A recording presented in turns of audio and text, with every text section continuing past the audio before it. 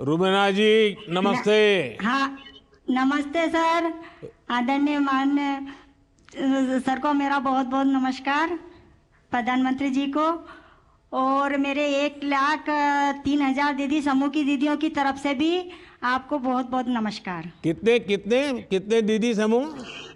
1,00,000 दीदी हमारे आजीविका मिशन में 1,03,000 दीदियां जुड़ी हैं, उनकी सबकी तरफ से आपको बहुत बहुत तो नमस्कार। आप ये 1,03,000 दीदी की लीडर हैं? नहीं सर, मगर हमारे जिले में है, समूह में है, हम सब संगठन में हैं एक।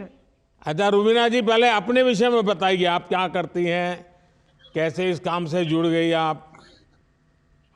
इस सब में जब समूह से नहीं जुड़ी थी तो मैं मजदूरी करती थी। और जब मैं 2017 में समूह से जुड़ी, जब मैंने एक लोन लिया, हमारे समूह से ही मैंने लोन लिया 5,000 का। और 5,000 का लोन लेकर मैं कपड़े लेके न आई, और कपड़े लेके मैं अपने गांव में ही बेचने लगी और मेरे घर से ही कपड़े बिकने लगे। जब मैं धीरे धीरे और ज़्यादा मेरी आय बढ़ती गई तो मैं और भी माल लेके न आती गई।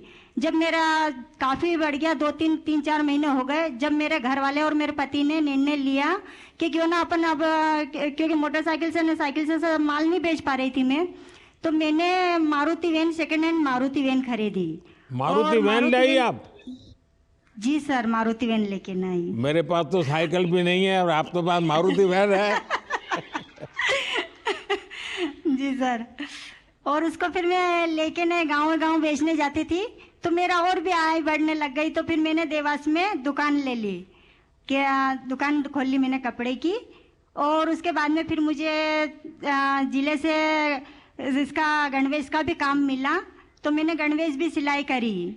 और फिर हमें उपार्जन का भी काम मिला, हमने उपार्जन का भी काम करा, उससे मेरी आय अच्छी बढ़ती गई।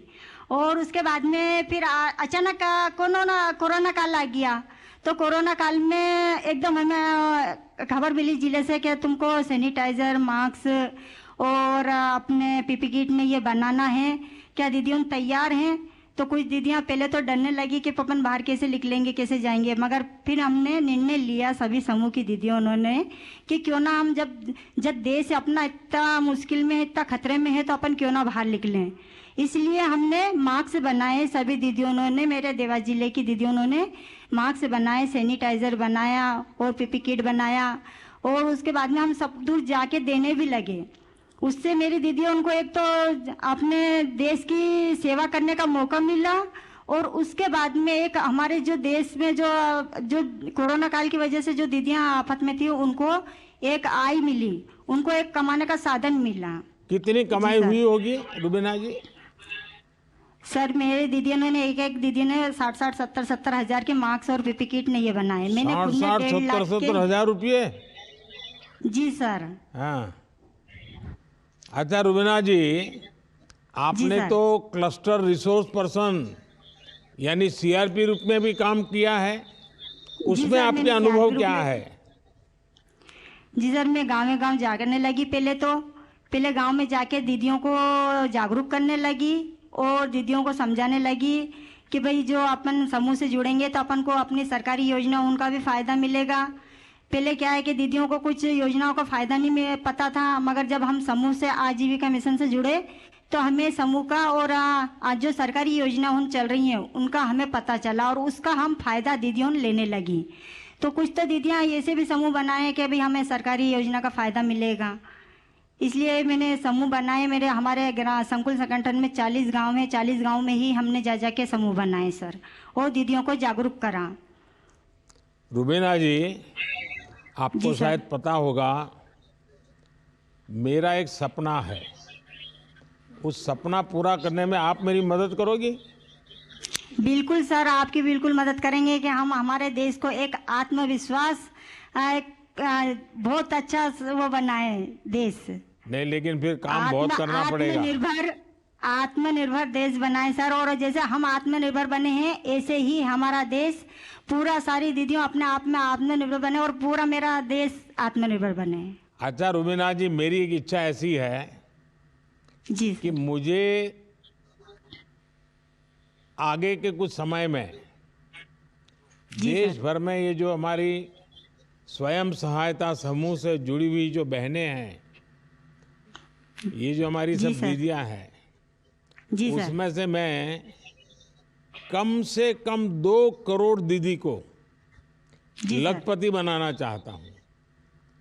जी सर, बहुत बड़ी बात है सर, हमारे लिए बहुत तो गर्व की बात है कि हम दीदियां मुझे लखपति बने। बताइए, आप उसमें मेरी क्या मदद कर सकती हैं? आपके जिले में हम कितनी दीदी को लखपति दीदी बना सकते हैं? मेरी तो ये इच्छा है कि मेरे सारे देश की दीदी लखपति बन जाएं। अच्छा। आप तो जी बड़ा सर। पॉलिटिकल जवाब देती है।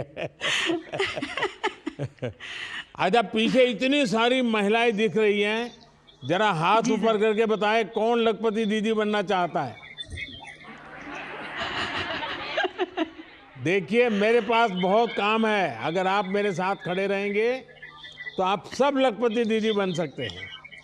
बिल्कुल सर, हम सब दीदियां आपके साथ खड़े हुए हैं। अच्छा रुबीना जी, आपसे बात करके बहुत अच्छा लगा।